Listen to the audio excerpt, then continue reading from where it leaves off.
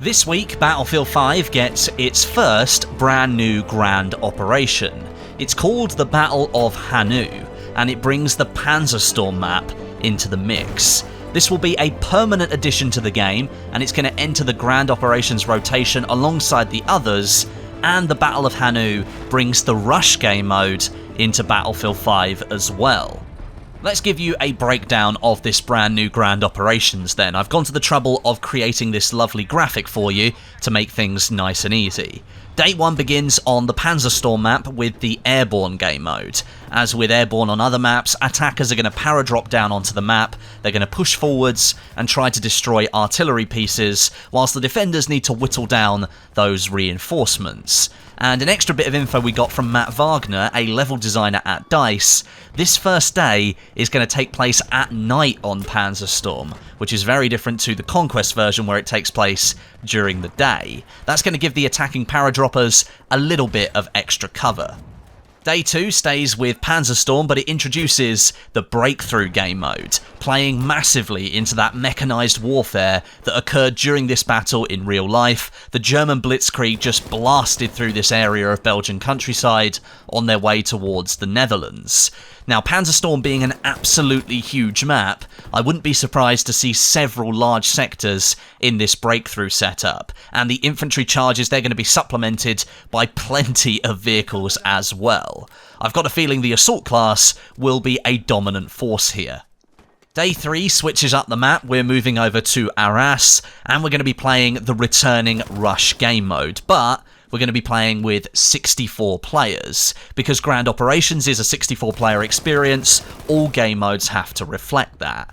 Now, I'm not so sure Rush is best suited to large player counts, but I do know it was a popular custom server configuration in the Battlefield 3 and 4 days, so there's definitely an audience out there for something like this. With 32 players attacking and 32 defending, it's going to be advisable to use the vehicles on offer for extra protection, and make sure you make use of fortifications as well for better cover.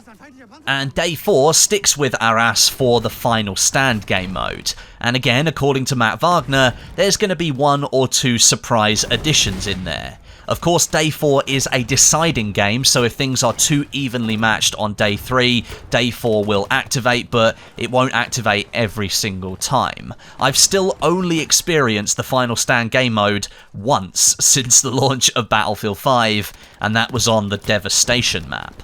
Now, with 64-player Rush debuting in Grand Operations, what does that mean for the standard normal Rush mode that's coming as well? That's going to launch on March 7th as a limited time game mode, and it's going to be supported on 3 different maps. It's going to be on Twisted Steel, Narvik, and Devastation. It will be a 32-player game mode, so 2 teams of 16 players, and it's going to ask attackers to plant bombs on objective points and blow them up, and defenders have got to try and stop them and bleed down the reinforcement tickets.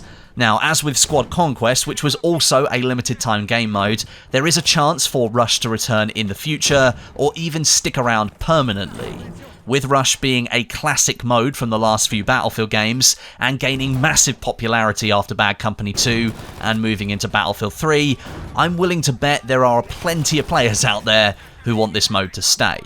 I've not exactly kept it a secret that I'm not Grand Operations' biggest fan in Battlefield 5, but after hearing these extra details about the Battle of Hannut, I am quite excited for this addition to the game, and I will definitely be giving it a go. We're getting Panzerstorm at night for Airborne, that's definitely going to change the experience up somewhat. Panzerstorm on Breakthrough, that's a big plus because I love the Breakthrough game mode, and we get to see how DICE is going to pitch Rush as a game mode as well, although it is scaled up somewhat to 64 players.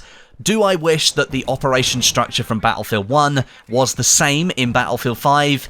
Yes, of course I do. Battlefield 1's operation structure was far superior to Grand Operations in my opinion. But it seems DICE is moving ahead with their vision for Grand Operations, and I am willing to give it another shot every time they add a new one into the game. This new Grand Op, the Battle of Hannut, is launching tomorrow, February 21st, and you can guarantee that the Grand Operations rotation is going to be full of players trying it out.